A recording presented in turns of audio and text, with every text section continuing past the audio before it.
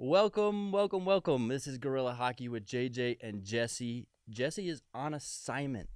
Today with me, Evan Rawal of Colorado HockeyNow. Evan, it's funny actually saying Jesse's on assignment because that's such a radio, saying of just saying, oh, this guy's not here. But for the first time in my 10-year media career, Jesse actually is on assignment. He's not just lazy and not being here today. He's out covering the team. A 16-day road trip for Jesse from the start of the All-Star game all the way till he gets back next week. I mean, not only tough for Jesse, but it's a challenge for the Avalanche too, right? We've seen them this week kind of struggle through the week, and I know you were there in New York and New Jersey. So I guess let's just get into that. How was your trip out there? And then we can break down those two games.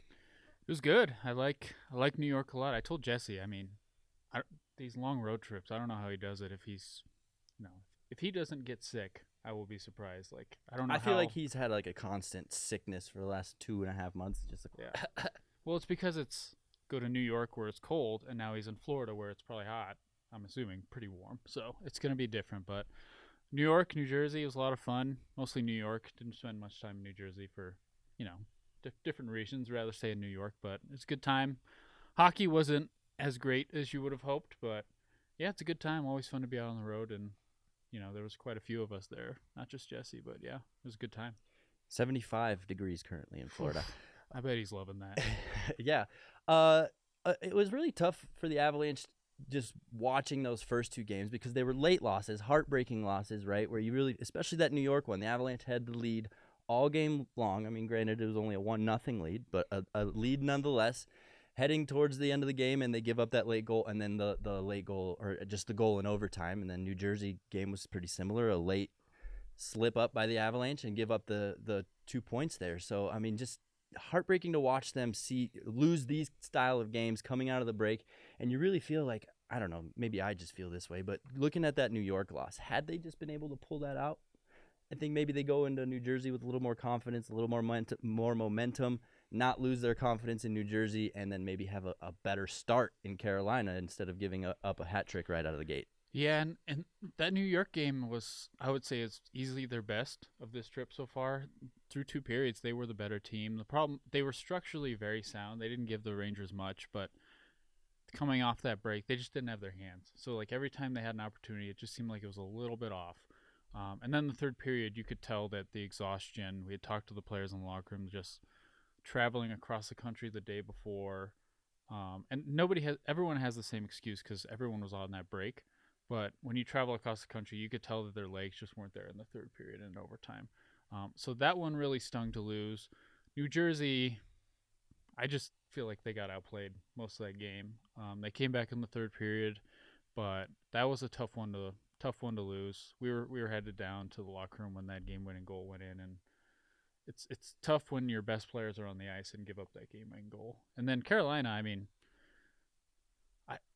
I don't know what else to say about that game because I expected Carolina to throw a lot of shots at the net, and they really didn't. Mm-hmm. The Avs held them to 5 shots in the first period, but it's tough to win when 3 of the first 5 shots go in. That's just a tough hole to come back out of when Carolina can lock things down defensively. Yeah, sometimes you're just feeling it, right? And Marty Nietzsche's just had one of those days where he's feeling it. He's one of those guys where you're like, how is this guy not scoring more against other teams? So, I don't know. We'll get into some Avalanche scoring in a second. I wanted to start with the conversation of how mentally strong is this Avalanche team? Because this week, and really only this week, it seems like there's a little bit of mental fragility. Now, I want to look at the Zach Parise signing real quick. And on, I think it was Sunday, when most of you guys were already out in New York, and we had the chance to talk to Jared Bednar about Zach Parise. He mentioned twice about the calming presence that Zach Parise brings, right? He just has an energy about him that it's not going to make the people around him more tense. It's really just going to help mellow out the room. And when he was saying that, the thought that popped into my head, I'm like, is that an area of need for this team?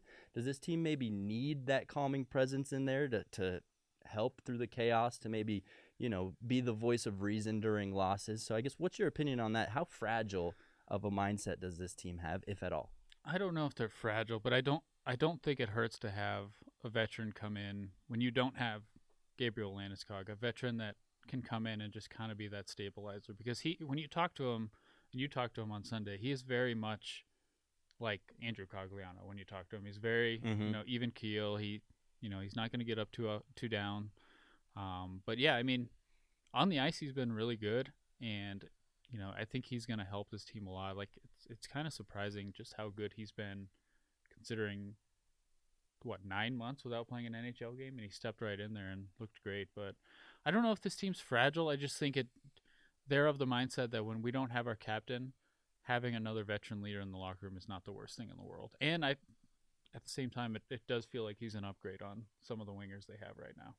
Yeah, I mean, if I took 9 months off from hockey, I think I'd be feeling pretty good physically and would probably have a lot of jump too. And that's exactly what he brings, right? He's got a lot of speed, a lot of effort, and just the hard-nosed style that I think Jared Bednar loves. And it's a nice fit so far, only 3 games in, but at least he's got a goal. And I think all of us around Avalanche Land can really feel good about what Zach Parise's brought so far. Yeah, and he's very much a Jared Bednar type player where it's all effort all the time. He forechecks hard. He's going to get in front of shot. He is maybe like a more skilled Andrew Cogliano, which doesn't hurt. A lot more skilled, I would say, at this point in his career. But yeah, he's been great. He's going to take over on the penalty kill. He's playing a little bit now after that first game, but no complaints through 3 games. I think what Jared Bednar likes most about him is just the dependability, right? Jared Bednar hates the unknown in a player, right? I think that's why we see Ben Myers not get very many NHL minutes, because some games he pops in and has a great night, then he'll go 4 games in a row without having a great night. And Jared Bednar just rips out his now long hair about that. So Zach Parise, just consistent, reliable. You know exactly what you're going to get. We know he's not a prolific offensive player, but just the consistency and that reliability, I think that's why Jared Bednar is really happy with his presence and is going to keep using him a lot. Yeah, consistency is the word there. We've talked about it before with Logan O'Connor, where, yeah, Logan, like, obviously he's been on a great run here, but they know Logan O'Connor is not a 20 to 30 goal scorer most of the time. But when they move him up in the lineup, they know that he's going to play the same way. It's not going to change his game, and that's kind of what they're looking for with Zach Parise. Like, okay, yeah, he might not have his hands most of the night, but the effort's going to be there. You know that you're probably still going to get 80 to 90% of what you would normally get from Zach Parise, as opposed to a young player where you may get 50% some nights. You just don't know what you're going to get. So let's look at the week that was. Obviously, I think everybody around Avalanche Land is a little disheartened by what we saw this week, and it's curious to me just the struggles they're having on the road this year. Right now, they're 12-11 and 4 on the road. Here's the other interesting stat that stood out to me: 4-7 against East Coast teams on the road. So they seem to be struggling on the road this year, and even more so against East Coast teams. I guess, what do you attribute that to? Well, I think when you're on the road and the other team has the matchup, they can choose who they want on the ice. It makes it kind of exposes the flaws of this team a little bit more, because take New Jersey, for example. Every time Nathan McKinnon was out there, if they had somebody else on the ice, they would get them off the ice and put Nico Hischier on the ice. That's the matchup that they want. And then they're saying, okay, we'll take our chances with our best center against your best center.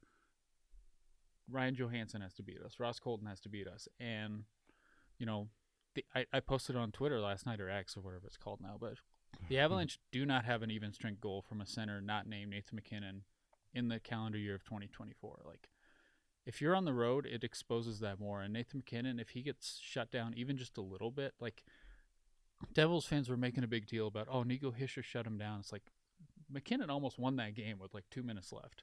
So he still gets his chances, but if he doesn't have a 2 or 3 point night, they're going to say, okay, Ryan Johansson, can you beat us? Ross Colton, can you beat us? And on the road, we're finding out the answer is probably no.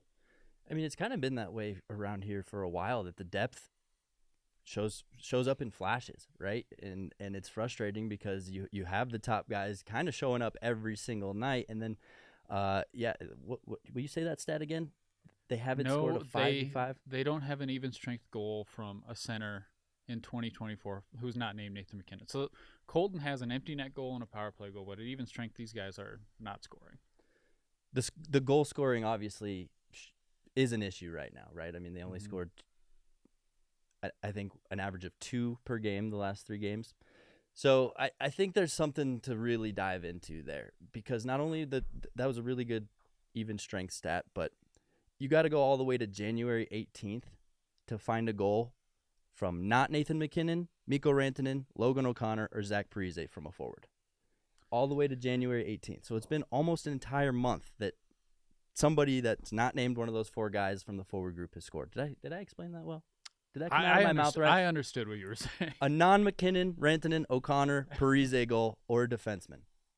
I don't think that came out much better, but I hope it's making sense. So yeah, I think there's obvious goal scoring issues, and these aren't new. That's the frustrating part for me. You get this whole group of new guys that come in and obviously are supposed to provide a little bit of spark. They're not doing so on a consistent basis. You look back at last year, it was a very similar issue with the depth. So these are some problems that are still showing their faces that just don't seem to be going away with the goal scoring. And then on top of that, I really feel like we're seeing Sam Girard score goals, even though some of them are from half ice.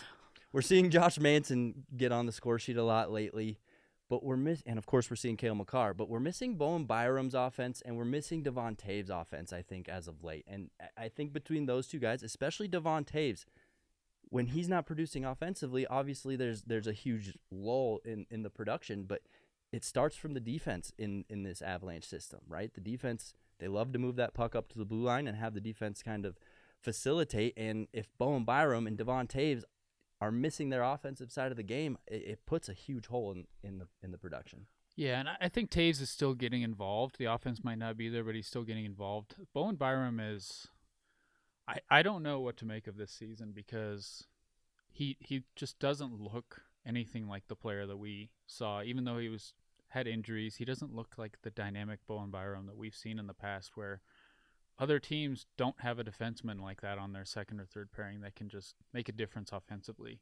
And I'm trying, like I wrote today, I'm trying to think of the last time I saw Bowen Byram, rush the puck up the ice, make a play where you're like, wow, He was on pace for 20 goals last year, and I think he has 13 points this year in 40-some games. So it's been a big drop back. He's not producing the same. He's not generating the same shots. And it's not – and obviously he's blocked a little bit by Toews being in front of him, and Girard obviously is playing well, so they're going to play him a lot. But he's still playing a lot of minutes, and the offense just isn't there, and I'm not quite sure what to do here at this point. Like, you built this team around the defense kind of pushing the offense, and Josh Manson has honestly surprised me with how much offense he's got, but it's a little confusing what's going on with Bowen Byram. Exactly, because it's not that other teams, like you were saying with the centers or even with the top line, other teams aren't game planning around this, right? It's not that the other defensive structures are shutting down the defensemen because Josh Manson's showing spurts. That tells you everything you need to know. I have a secret suspicion that maybe Cale Makar's holding master classes among the group and being like, this is how you do a shoulder fake, and this is what you need to do at the blue line to really open up a shot, because you're seeing guys like Josh Manson, guys like Jack Johnson add that element to their game. I really think Cale Makar is leading by example and improving everybody's game around him, but that leaves Bowen Byram and Devon Toews still with this question mark. And even Sam Malinsky, when he's gotten in there, you see the offense from him. So I don't know what to make of this season by Byram. He just doesn't look like the same guy. He even looks a little slower to me. I don't know. And I know he's coming off a lower body injury, and that could be playing a role in that. But, yeah, I'm not sure what to make of this right now. I love reading Colorado Hockey Now, Evan, because Me too. I love your insight. And I love the way you view the game. It's very different than anybody else that you read out there. And in doing that, your eye for defensemen and your eye for the defensive core is second to none, in my opinion. Thank you. A little flattery for you. I know. I'll pass you the puck. That being said, is this defensive group cut out the way the Avalanche need it? I mean, obviously we know they're not planning on making any changes to it, because it seems like the most settled the biggest part of the team that we're used to, right? It seems like that they have all that figured out. But to you and to your eye, do you think this is the group that can lead them to success? Well, we've seen it before, but obviously that was a group that was built around this, but they also had a ton of depth up front. Right now they don't have that depth. And the Avs, when they let Kadri go, they kind of made the decision, okay, we're going to put all this money into defense. And right now we're seeing that there's a huge hole down the middle offensively. And now I'm kind of wondering, eventually they're going to have to make a change on defense because the salary cap is going to force them to. With Taves' extension kicking in this summer, they're going to have to make some sort of change. Eventually being... I would imagine something's going to happen this summer at the very latest, just because they have to probably move some funds around. You have, 5 defensemen making over $3.8 million. It's very difficult to keep that up. So I think eventually they're going to have to make a move. And now you look at that hole at second line center, and you're seeing these rentals go for first-round picks, and you're wondering, okay, are we going to have to use one of these guys to get a long-term fix at second line center? So when you have the depth that they had up front in 21-22, and then you have this defense, they were just an unstoppable force. But right now we're seeing that it's a little tougher to kind of build 5 deep on defense because there's just only so much ice time to go around on that defense. So I think eventually they will have to make change. It's a very difficult change to make at the trade deadline because teams don't trade top defensemen that are trying to win the Stanley Cup. But I think at some point it's going to have to happen. I feel like, especially with Jared Bednar, he loves to be aggressive with his usage on all his players. It doesn't matter who has played how many minutes. He just wants whoever's looked good that night on the ice. Mm-hmm. I don't really care how many minutes it ends up being. So, I think that's a unique way that, I mean, is it consistent around the league? Are other coaches similar to how aggressive Jared Bednar is? I mean, we come off the ice, talk to these players, and we recognize in the press conference, whoa, Cale Makar played practically 30 minutes tonight. I think it is pretty unique in how he does it because you look around the league at the top ice time, and it's really only Edmonton that has 2 guys at the top, and it's 2 guys you would want to play a lot. So he's going to play his big guns a lot, and he's had to do it the last 2 years. If you look at that 21-22 team, like they were just so deep that he didn't have to play Nathan McKinnon and Mikko Rantanen 23 minutes a night. Like he could kind of rotate lines, and they don't have that right now. So he's kind of just doing what he has to do to win, and those guys like playing a lot. We'll see if it kind of comes back to burn them in the playoffs because it's a long season. Right. Grind on you. Then we get back to the goal scoring conversation, right? Once you get to the playoffs, I mean, it's even tougher to score a goal. So we know the Ryan Johansson experiment is kind of going a little bit sour, to say the least. But what about the rest of the group? How do they get going? How do they figure out a way to jumpstart these guys? Because it doesn't seem to be a problem of structure because I'll remember all year long that goal that the O'Connor-Wood-Colton line scored a couple weeks ago where Colton chases it behind the net, kicks it over to Wood, and Wood just finds Logan O'Connor in the quiet area all by himself, and they bury it, right? So you know it's not a structure thing.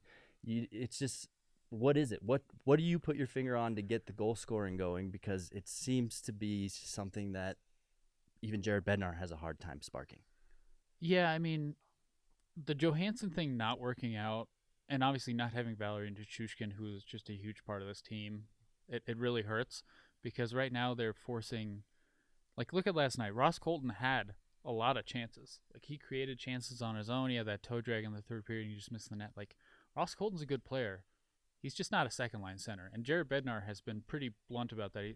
I think he was asked, like, 2 weeks ago, hey, do you think Ross Colton could be a second-line center? And he just bluntly said no. We see him as a third-line player, but they're having to play him as a second-line center right now, and that's not Ross Colton's fault. Like, there are limitations in his game. It's not like he's playing bad. He's still creating chances, but, he's not a second-line center, and that's kind of a big hole. Once you get a second-line center or even, like, just a second-line player like Val and pushes everyone down, like, it's just it makes a big difference on this team. Would you agree with me that I think Ross Colton is a second-line winger? That was kind of my thing at the start of the year because I always felt like, he's going to be like that JT Compher guy where when they need something to kind of push this team, they're going to put Colton up there because he can provide a little bit of chaos. He can score goals. But the problem is this team just doesn't, like Bednar said it, they don't have the center depth to move him to the wing occasionally. They just don't have guys that can play center. So I think he could have been that guy that, you put on the wing with McKinnon and Rantanen and he can kind of muck it up for them. But they just don't have the ability to do that. I agree. It's they're in a tough challenge, and I think actually we'll get into Chris McFarland and his approach to the deadline here in a second. But they really are in a tough spot because it seems like they want to add and not subtract because they're not good enough to subtract, right? I think if they subtract, they take out a big piece of their team, no matter who it is. Maybe unless it's Ryan Johansson, but who's buying that right now? Mm-hmm. I mean, the only thing they could really subtract where I think they would probably be okay, maybe not as good, but okay, as a defenseman, because then you've got Sam Malinsky, who's just sitting there and looks pretty good, and maybe you can just insert him in the lineup, and that's where you talk about maybe a Byram, and obviously people throw on Gerard's name, but Gerard has played awesome since coming back, so I don't know how you move him, but yeah, I mean, we've seen the asking price for centers on the market right now. It's pretty crazy, and there's not like a ton of surefire upgrades on Colton on the market right now, so I don't know really what they can do. Yeah, it'll be interesting to see how they navigate this, and including the playoffs. But let's get into the goaltending. We've talked forwards, we've talked defense. Goaltending, a big conversation right now around the Avalanche. With Alexandar Georgiev's games played this year so far, and what he's projected to play the rest of the year. And secondly, the backup goaltending situation, right? Ivan Prosvetov getting sent down, Justus Annunen getting that game in New Jersey, and quite frankly, looked terrible. You're a better judge of goalies than me, because I'm not sold on him as a backup because I don't feel like he moves very well. But yeah, I mean, he would make saves. He wouldn't know where the puck was. That's his, and that he does that consistently. He's constantly making the first save and then has no idea where it went. And that's my biggest pet peeve with him. I think he's fine, but you look at his AHL stats, and they're not even anything spectacular in the AHL. He's pretty much just an average goalie. This year, a .265 goals against with a .908. That's decent, but nothing to be like, this guy deserves an NHL start. And, I mean, you never know with goalies. You could throw them in the NHL, and all of a sudden they look great, but I'm not convinced right now. Who's your preference, Annunen or Prosvetov? I think Prosvetov has a slight advantage over Annunen. I love Prosvetov's size and positioning. I think where he really lacks is his reflexes, right? He's easy to beat just on first shot, because either he's a little bit off angle or just can't really make that save because of his reflexes, but his size really makes up for it. He covers a lot of net. He's able, when the puck's behind the net, he's really able to cover those posts quickly and efficiently. So there's ups and downs to both of them, and I just give Prosvetov a slight advantage. To me, they're almost like the opposite, where Annunen, I don't feel like he moves enough or moves well enough, whereas Prosvetov, it's almost like he moves too much. Yeah, he's a little bit sporadic. Yeah, so that kind of creates holes that maybe shouldn't be there. Kind of like, he reminds me of Varley, right? Remember how Varley would be very snappy and just attack pucks or attack any movement with a quick, snappy movement, right? Yeah. Prosvetov kind of has that in him, too. And Prosvetov didn't really play bad up until, like, his last, 2 appearances maybe? And then it seems like the staff just completely lost confidence in him. Yeah, and it's tough to see, too, because he fits in that locker room pretty well, right? He's awesome to talk to. Every time we're in there, he's jolly, he's joyous, he's chatting it up with his teammates. I remember after the LA Kings game right before the break, Alexandar Georgiev had a nice night, and Prosvetov yells from across the room, "Sanka!" which I asked Mark, our in-house Russian translator. He said that's just a nickname for Alexander, right? Okay. And he's just super bubbly, right? And super excited. Alexandar Georgiev walks up to him like, "What?" And was like, "Oh, he's just trying to celebrate my night," and had a big smile on his face. So he's obviously a good locker room guy. The guys like him in there. He brings a great energy. I'm just curious what the coaching staff hates about him so much that they aren't willing to really give him much of a chance at all. I don't know. I mean, do you remember when he had a bad game earlier this year and he went in the locker room and he's just like, yeah, it's still great to learn from that. Like, you can still learn a lot. It's like, okay. He's definitely just got a positive attitude, I feel like. Yeah, he does. And he's got an approach to the game where he's about the longevity, right? He has a good attitude going out there and just practicing and just doing morning skates, because he understands it's about my career as a whole. Yes, I'd love to be starting right now. Yes, I'd love to be getting games. But what's more important for me is to continue to get better, so that maybe down next season, whatever team I'm with, or a couple seasons from now, wherever I end up, I'm getting playing time and I'm actually a better goalie. I really see that commitment in him, and that good approach, that good attitude that he has. It just feels like Annunen and Prosvetov, it doesn't matter. They're just killing time until they can go get a goalie.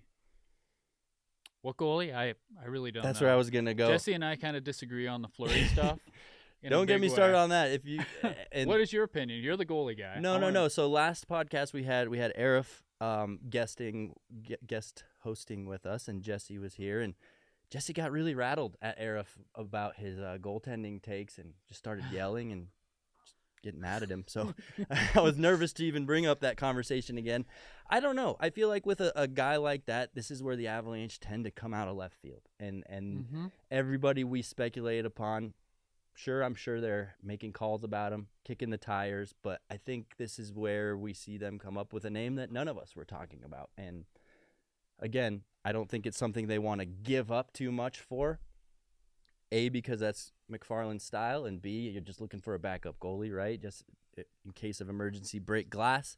So yeah, I see it being somebody nobody's talking about. And that's kind of my thing is, like, if you just go out and get a backup, what is really going to change? Like, are they suddenly going to start playing that backup more? Like, the name that I've kind of thought about is Kevin Lankinen in Nashville. He's got good numbers. And then you have Kakkonen in San Jose. I would love that personally.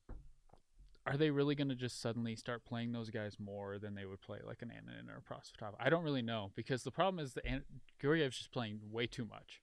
And he likes playing a lot, and they want him playing a lot, but it's like, I don't know if he's built for this. And he's obviously not playing as well. My whole thing about the Fleury stuff is, I get I think Jesse's point is that if you bring in Fleury, fans are going to turn on Georgie and say, we want to see Fleury. We don't want Georgiev. And I get that, but also it's like, Georgiev's not been very good this year. Let's just be honest. And they need a goalie that maybe they can trust if they need to turn to them in the playoffs. So, and I really don't know what Fleury's going to cost, because he holds all the cards. Like, if he says, I want to get moved, and like he says he wants to go to like 2 teams, those 2 teams are going to be like, well, we'll give you like a 4th. Right. Like, they kind of control, what they're going to give up for him. So Kakkonen is an interesting name, because he's someone who has underlying numbers that are pretty good.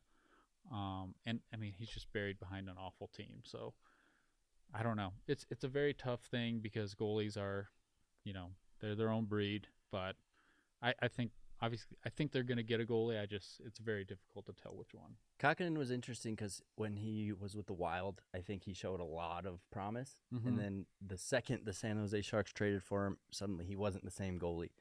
And that team's a dumpster fire. Well, that's where I was going to get. And I'm sure you agree with me. The Avalanche have a really strange relationship with the backup goalie, right? They've always seemed to play differently in front of the backup goalie. Looking at Hunter Miska, looking at Jonas Johansson, they always seem to, I don't know what it is. They just have a switch that they can flip and say, oh, the backup goalie's in, and sometimes they shut it down in front of them. Sometimes they leave them to dry. So it's going to be, I think, something you really need to analyze and really do your homework on, because a guy like Kakkonen, why was he so bad in San Jose suddenly? Was it structure? Was it just simply personnel? Is he a guy that is going to slide in and fit seamlessly into this team, or is he suddenly going to struggle and be the same guy we're seeing in San Jose? And it always, with the Avs and goalies, it always comes down to, who does UC Park look like? And, I mean, I don't know. Kakkonen is a Finn. Maybe he's got that going for him. He's got a bias for him, doesn't he? But, yeah, Kakkonen wasn't good last year. His numbers are actually pretty solid this year, just like Mackenzie Blackwood's are pretty decent.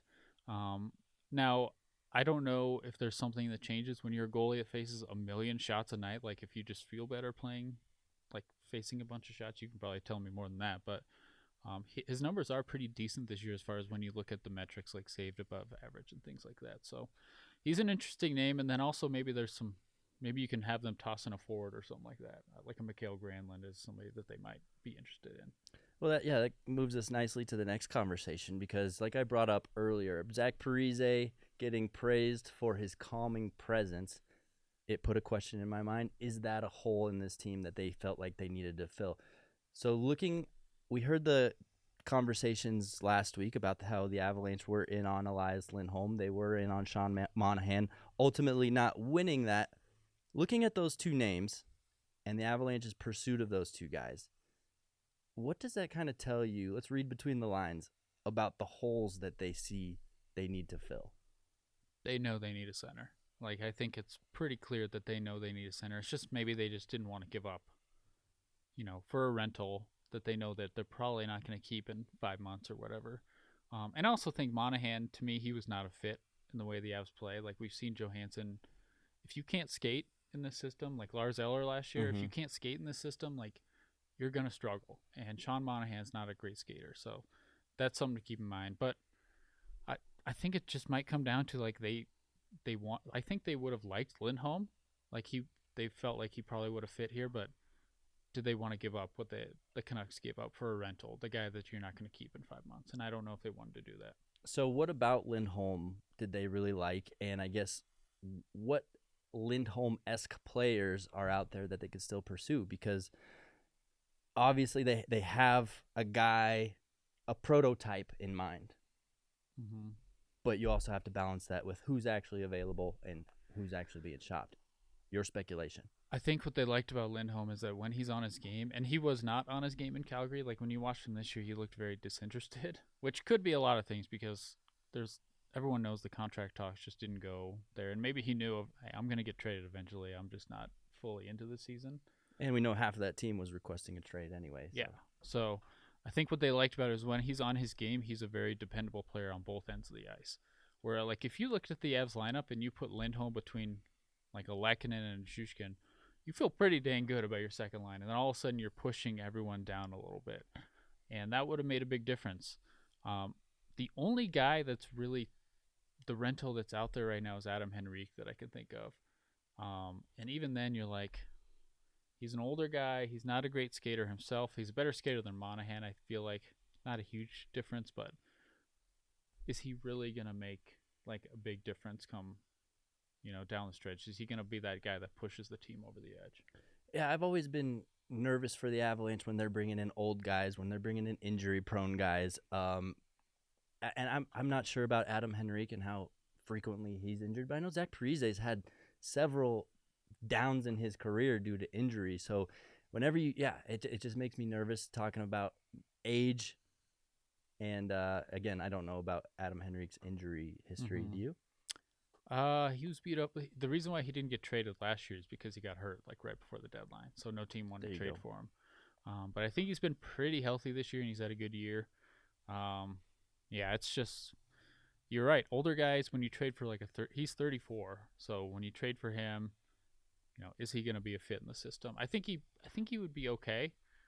It's just, you really get to that point where you're like, okay, how big of a difference is he on Ross Colton at that second line spot? I did not realize he was 34. I definitely thought he was older than that. He's been around a while. But I'm with you. I don't think he gets into this lineup and is an immediate upgrade, right? It's not some guy you hear, oh, Adam Henrique is being floated around, and you're like, oh, hell yes. It's more like, oh, maybe it works, maybe it doesn't. And at this point, the market for these centers is obviously a first-round pick, which if you're the Avs, you're looking at that pick, it's going to be 25, 30, somewhere in like the 24 to 32 range, you'd have to imagine. They got Cal Ritchie last year, who I'm going to probably be talking to in the next couple of days. Just look for that on Colorado Hockey Now. But, you're not going to hit on that guy every year. And still Cal Ritchie is an unknown because you don't know what he's going to be. But the odds of you getting a good NHL player at between 24 to 32 is really just not that great. So you don't feel too bad giving that up. It's just, to me, it's more about the fit. Is he a fit of this team? Do you think there's a little piece of McFarland's mind that says, I got to stop sending away all of our draft picks? Like, eventually this is going to bite us in the behind. I think there is, because he talked about it last year. He said we got to eventually start rebuilding this prospect system because you got all these big contracts. You do eventually need these entry-level guys to come in and play for cheap. Like, that's just the reality of it all. On the flip side, I get where people are coming from saying this is, you got McKinnon in his prime, you got Rantanen in his prime, Makar in his prime. Like, you need to go for it. And I think there's got to be a balance there. Whereas I think the first-round pick, I would have no issues giving that up for the right player. My issue is, is Henrique the right player? My question is, do you really want to sell off the future to hopefully make this team a little bit better? I don't think this team as a group is this far away from a championship. It's a weird year because I think that's kind of the case around the NHL, right? With the salary cap situation, it's honestly anybody's year. You just got to get in. But from what we've seen from this team, some of the bad losses we've seen throughout the year, the lack of goal scoring that we've been discussing today, I just think there's a bigger piece missing than just filling in the 2C role. I think there's kind of a couple guys that got to get cleaned up to really be back to that true contender, dominant, everybody thinks the Avalanche are going to win. It's a weird year because it doesn't feel like there's one team that's just better than everyone else. So it does feel like there's a bunch of teams that could win it this year, which was kind of the case last year. Like, look at the Eastern Conference. I think it was every team made a trade where they gave up a significant piece to go in, except for Florida. And Florida went to the finals. So it's just, you never know in the NHL. I mean, that's the reality of the situation. The Avs went all in 2 years ago, and they won. That doesn't happen every year. Vegas went and got Barbashev last year, which was a good piece, and then they kept him. But I don't know. He was a definite fit for how they like to play. I think the other caveat there, too, is the last couple seasons we've seen the Avalanche just absolutely turn it on from the trade deadline to the end of the regular season, right? So there's definitely still room for that to happen this year. And if they do, then, hey, maybe I'll change my opinion. I'm not in love with this team as a contender. I think absolutely they have a chance if they're playing the right way and playing the way we've seen them, especially if they're playing at home. They're going to have a good chance to win every single night. But there's obviously just a little pizzazz lacking. I think they're a contender for sure, but that's also because I feel I'm not saying they're not. Yeah. I don't have that, oh, man, this is the team this year, right? Oh, everybody in the West is going to have a hard time knocking this team out. No, I think as it sits right now, they'd be playing Winnipeg first round, right? I think that's a tough matchup. I mean, granted, Winnipeg's having their own little slide right now as well, but I think the Avalanche, especially with what we've seen already this year in those matchups, Winnipeg is just a tough matchup for them. I feel like if you're any team in the West, I don't think you should feel super confident because every team in the West so far, the good teams have gone through these stretches. Vegas looked pretty human for a long time after their hot start. So, and then you have Winnipeg struggling now. Dallas is kind of stuck around, and they're right now leading the division by points percentage. But there's no clear-cut great team in the West. So I feel like even if you make a move,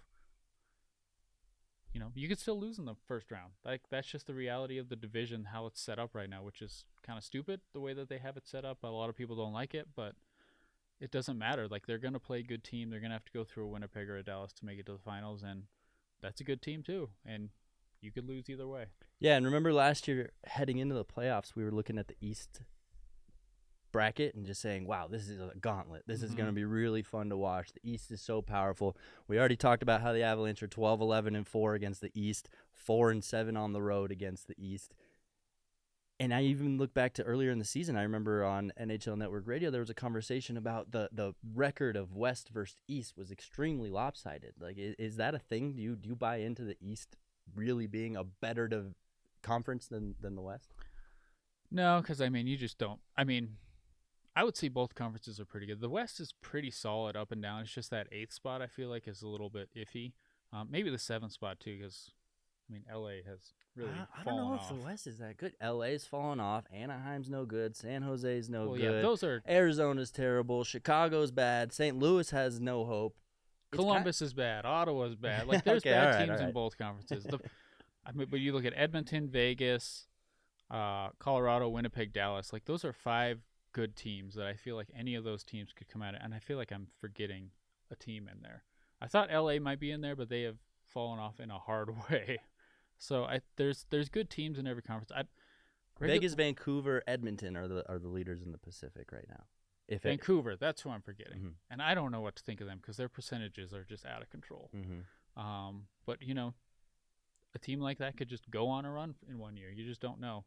So there's good teams in each division. Regular season, we've seen them time and time again. Once you get to the playoffs, it just doesn't matter. Like, what you did in the regular season. Like, some teams can just crank it up, and the Avs have the veterans to do it.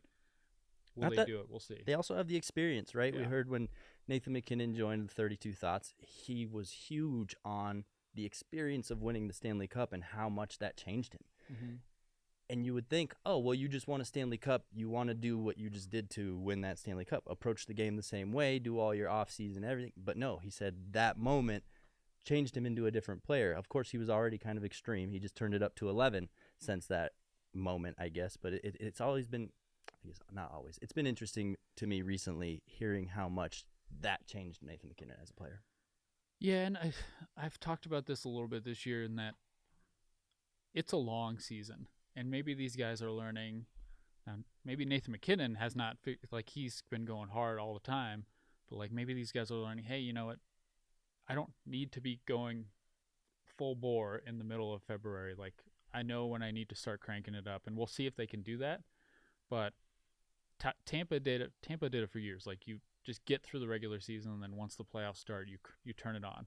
It's easier said than done, but could be kind of what we're seeing from some of these. Yeah, I think you can look at Cale Makar directly. He's played more games up to this point than I feel he ever has in a season, and coming into the year, he'd been talking about his injury that he's been dealing with, and suddenly he's managing that injury fine. He's having some defensive spurts, which I think is rare for us to see from Cale Makar, so maybe there's some sort of connection there. But at the same time, the fact that he's played this many games speaks to kind of what you're talking about. I think he too is learning to kind of manage the regular season a little bit better and take it a little bit easier at times. Let's look at the schedule ahead.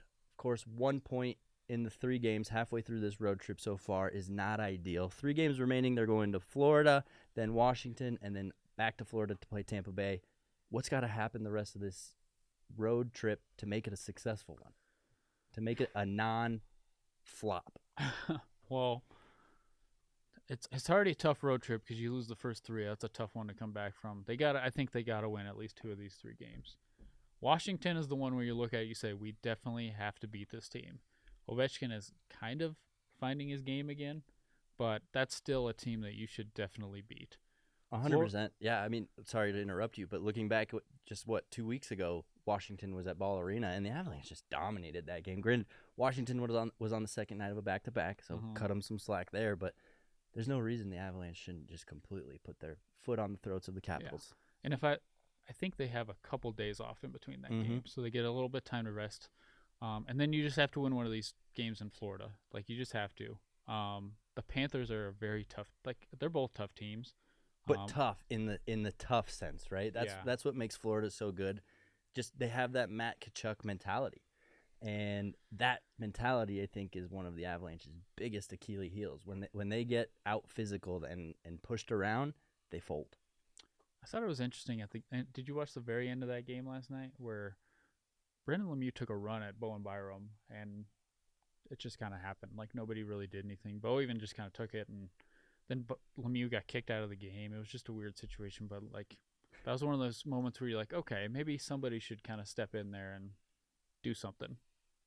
This isn't going to come as a surprise to you, but my first favorite hockey player was Claude Lemieux. Yeah. So seeing Brendan Lemieux get kicked out of games. He gets ejected a lot.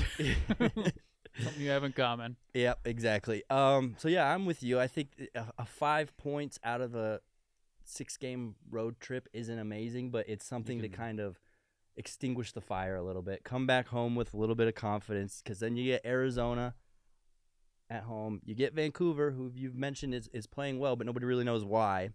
And then you get a nice little road trip to Detroit. So I think you get home, you have some potential to right the ship a little bit, but it needs to start in this road trip with at least scooping up a couple points. Yeah, you feel better about the road trip if you get 2 more wins. 2 wins here at the end. Not great, but you feel better. Did you see the Mikhail Sergachev post after his injury? I did. I like that. I did too. I thought the part about pain pills was interesting. Yeah, that was a little concerning, I would say. I don't know. Yeah, and I think it speaks to the culture of the NHL, right? And of course, we have no idea what's going on with Val Nichushkin. We haven't had an update in a long time, but it's hard not to draw the parallels there, right? Mikhail Sergachev kind of talking about how, or I guess hinting at how he was really dependent on pain pills for a while during his injury. It just makes me think, hopefully it's not a battle that Val Nichushkin is dealing with. And if he is dealing with that battle, hopefully he's winning it, because I know pain pills are really tough to deal with. And especially as an athlete, you want to feel as good as you can. So if that's the only thing that'll make you feel better, sometimes you have to go with it, and it's unfortunate. Yeah, and, people have sent me articles from Russia about, Val's going through this, he's dealing with this is why he's in there. I don't even want to speculate because, Sam came out and was very honest about what he's dealing with. Val didn't, and that's his choice. Like, at that point, I don't need to feel like I need to speculate on what he's going through. I just hope he's getting the help he needs and he can come back stronger. Yeah, because he's a pivotal piece, man. And I think he's huge. A lot of the things that we're talking about today that are struggles for the Avalanche right now are kind of enormously helped with Valenchushkin's presence. So if he could just get back in the lineup, I think we'll be feeling a lot better about this team in general. But I think they're making it through for now. Yeah. What's exciting on Colorado Hockey Now, Evan? Oh, I'll say something exciting. Evan was complaining on Twitter the other day about how he has no podcast to be a part of anymore. So Jesse and I took it upon ourselves. We put our superhero capes on and said, we're going to bring Evan onto our podcast for as frequently as we possibly can. So Jesse's going to be on the road the next couple weeks and having travel days, getting home, getting to new cities. So Evan and I are going to be doing this together for the foreseeable future until Jesse can get home and get situated. Because one thing that we've struggled here at Guerrilla Sports, Evan, is the consistency with our podcast. Mainly because Parise. Yeah, well, I blame Jesse. Jesse's no Parise. Because we're always playing Where in the World is Carmen Jesse Montano.